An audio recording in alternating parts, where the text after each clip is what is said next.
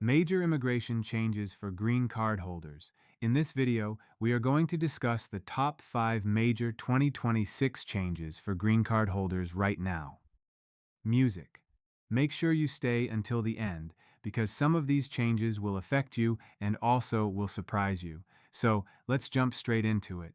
The one that has surprised me the most. And of course, my goal is to always educate you and make sure you leave after watching this video a little bit more educated and knowing what is going on so you can plan and adjust so you are never caught off guard. I have been a green card holder myself, so I know what these updates and information can do to help you. So let's dive straight into it.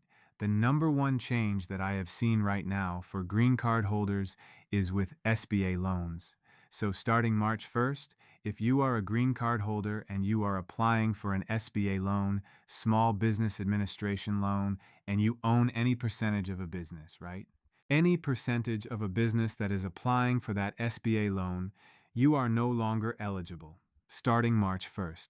So, if you are a green card holder and you applied for an SBA loan for your business, it doesn't matter how long you've had your green card, or if you are eligible for naturalization starting March 1st, you will no longer be eligible as a green card holder. There is no workaround. And this is unfortunate because guess what? Small businesses is what drives and runs the United States of America. And if you're a green card holder, it means that you pay your taxes. You are here legally. You did the right thing. And now this may be a roadblock for you to scale your business. So if you are eligible for citizenship, music now is the time for you to go ahead and file. Number 2, there are significantly more background checks and medical exams required for green card holders. What does this mean? It means that if you are applying to renew your green card, they're diving deeper, right? So if you're going to file your I-90 because you've had your green card for more than 10 years and you are renewing your green card, it's taking longer because they are doing significantly more research and more background checks to screen your eligibility to screen for fraud, any type of arrest. They are taking a deeper dive into your background when you are renewing your green card and also when you are applying for citizenship. So, if you are filing for citizenship and you had any type of red flag or any type of fraud or anything that looks like fraud, even when you apply for your visa to enter the country, they will now be looking at that to use it as a way to deny the renewal of your green card, your legal permanent resident status. So, if you're going to apply for citizenship, you definitely want to take a look at your eligibility. Don't just punch off that I-90 or that N-400 to apply for your naturalization without reviewing it thoroughly. If you are in doubt, if you have any doubt in your mind, that would be the time for you to seek some type of legal help. Just do a consultation, right? Because music, the N-400, is now a second bite at the apple for immigration to look back into previous marriages, into previous applications with your green card.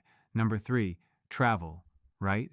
For the first time ever, music, they are now doing biometrics and taking a photo of you when you enter the country and when you leave the country. Why? Because this is, other than for security reasons, right? And to check if somebody's using your green card or to check if you have had any arrests or anything ominous that is going on in your background, right? But the most important thing, music, is your travel history. As you know, as a legal permanent resident, as a green card holder, you must stay inside the US for an aggregate of 6 months within the year. 6 months, right? So, of course, I know what a lot of people they do like if you have a business outside of the country or you're going to school outside of the country, you try to travel in and out to try to reset the clock. Guess what? Music. That is now becoming significantly more scrutinized. So if you are outside of the country for more than 6 months, they will stop you and tell you that it doesn't seem like you are residing in the United States, and these are outside the terms of your green card. And also, if you have stayed outside the US music for more than a year without the requisite documentation to return to the country, you stand a very, very strong chance now for them to deem your green card abandoned. You cannot stay outside of the country as a green card holder for more music than a year, right? So they are now calculating.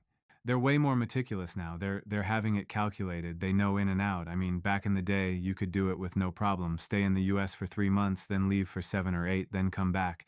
And people have maintained their green card like that for years, for decades.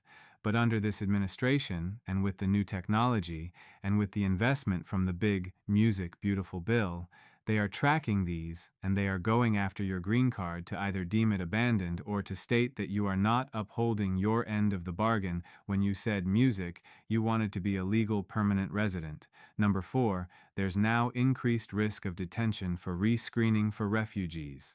Music, right? So normally when refugees enter the country after 1 year, if you are accepted into the country with a music refugee status, not asylum with a refugee status, you are allowed after 1 year to file for your green card. Now, based on a recent music DHS memo, they're stating that these refugees, when they are applying for their green card after 1 music year, and mind you, the law allows them to apply for their green card after 1 music year. Now in 2026, they are saying that they will detain them for a rescreening without bond before they music issue that green card to determine their eligibility and to determine their background. So if you are a refugee, you need to go ahead and apply for it right now. But they're also saying that they music may call you in for rescreening to see if you have committed any type of fraud, any type of criminal activity. But the problem is, they are now music, stating that they can detain you indefinitely without bond. And last but not least, number 5, it's for conditional green card holders. This is one of the most scrutinized subcategory of immigration right now. Conditional green card holders meaning that you got your green card, right? You're still a legal permanent resident, but for 2 music years, and you have conditions that you have to meet, whether it's through marriage or whether music it's through your EV5 or through business. There are conditions that you have to meet, and what they're doing now, they are doing extra music vetting, right? If it's marriage based, they are definitely checking your address, music. They're actually going to your physical address to see if you are still residing with music. That spouse, they're going to your work to see if you are still working at music, that place, right? They are checking every single detail. So, these are things that if you are a green card holder, you must pay attention, music to. I hope this helps. And if this was helpful to you or helpful to someone you know, please like, share, and subscribe so that you can know how to approach your immigration case, your immigration strategy. And if it's just helpful,